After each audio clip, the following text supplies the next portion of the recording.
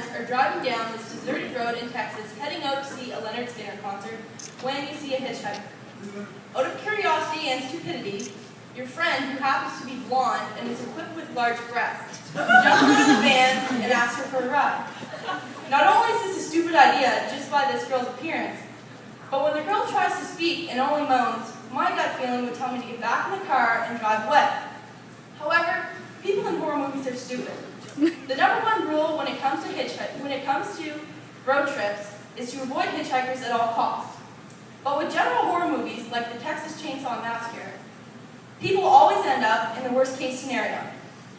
I'd like to thank Scare, the Scary Movie Cult of Actors Ready for Education, for inviting me here today, as I will be talking to you on how to survive in horror films.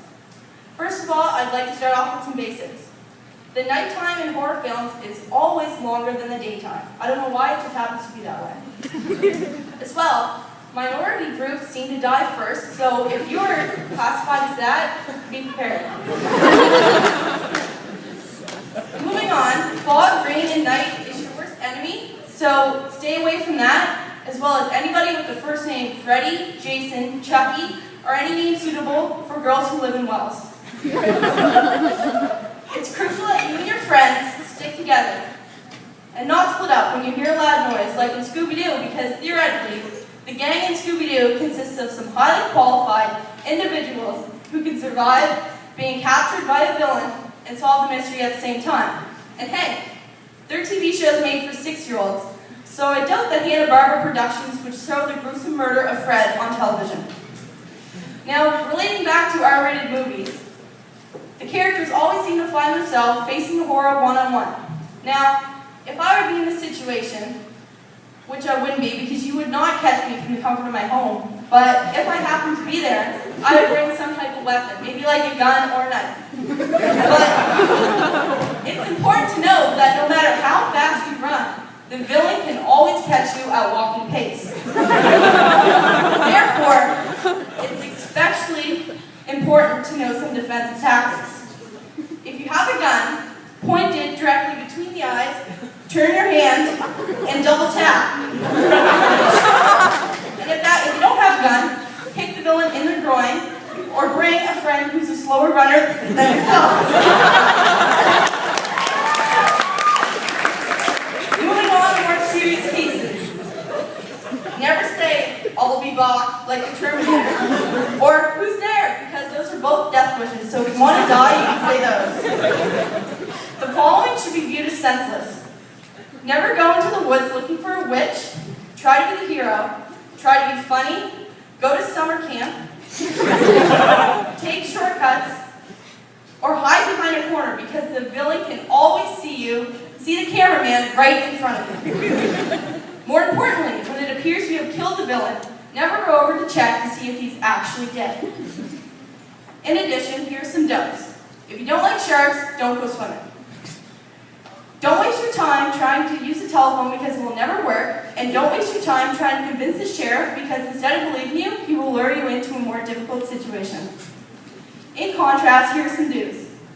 Always be aware of old ladies because they are all snakes.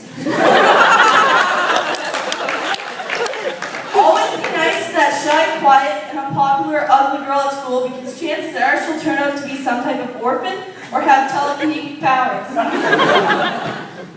If you so happen to be stuck in the forest with a whole bunch of wooden stick figures, you're screwed, so you might as well die. And also, always wear contacts because glasses usually fall off your face only if you grope in the ground like some type of animal or Velma from Scooby-Doo. When dealing with Ouija boards, just don't mess around with them because that gives the spirits some type of mechanism to mess around with you. When dealing with glitches in cars, always check the backseat before entering, and once you're in, never get out. As well as, when you enter your home, always lock the door behind you, followed by about 12 deadbolts and an alarm system. It's also important not to look through any creepy keyholes or closets, because you don't want to see what's on the other side anyways. As well as, you probably shouldn't take any showers or baths at all. In conclusion, if you want to survive within a horror movie, there are a few vital points you have to follow.